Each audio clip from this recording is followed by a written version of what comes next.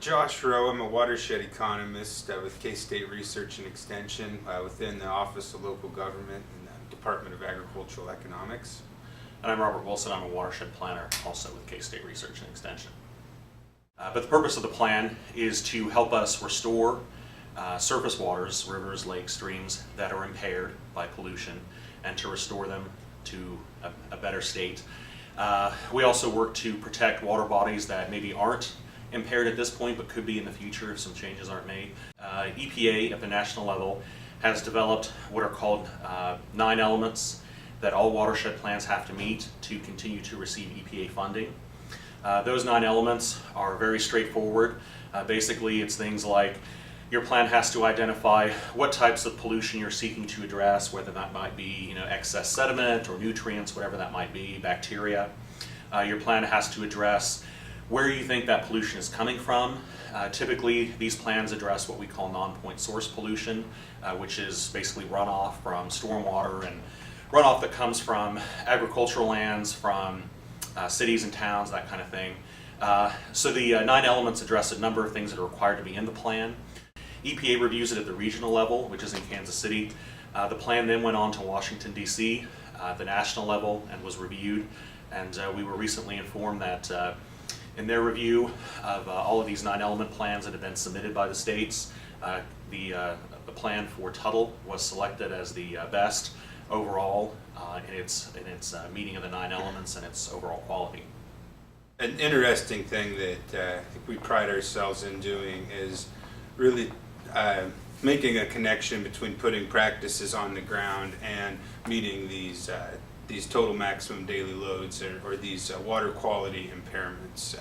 When EPA and mainly KDHE set these TMDLs and that they just set them based on a water quality parameter. They don't ever think about the amount of money and the amount of adoption, the cooperation it will ever take to meet these. They're just kind of set at that water level, and so it's really neat to be able to turn in a number for this is what it will take to meet this, and this is how much it will cost, because these can easily go well into the millions of dollars to meet these plans. So that's a really unique process. Stakeholders, what we call stakeholders at the local level, farmers, landowners, people from the communities, local agency staff, they were the ones that really developed this plan with our assistance. And so a lot of other states, the state agencies write these watershed plans. And so that's certainly been different in Kansas and something that really sets our plans apart.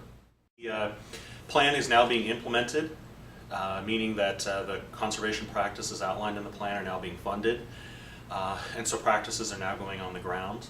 And so the plans are literally used.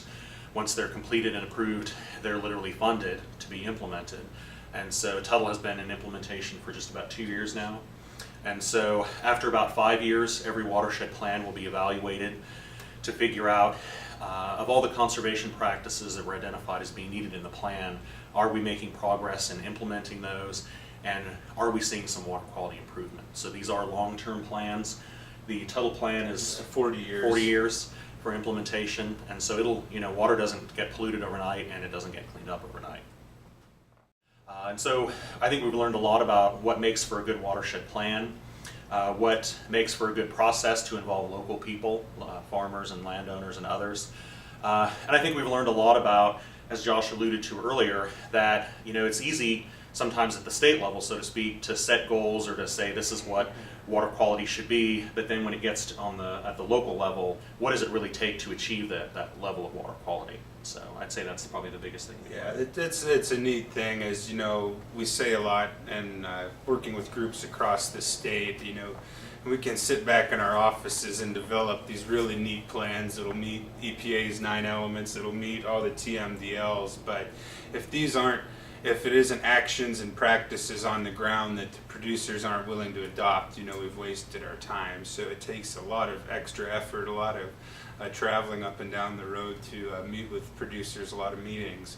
But it's pretty neat to get their input so we know that these plans are feasible.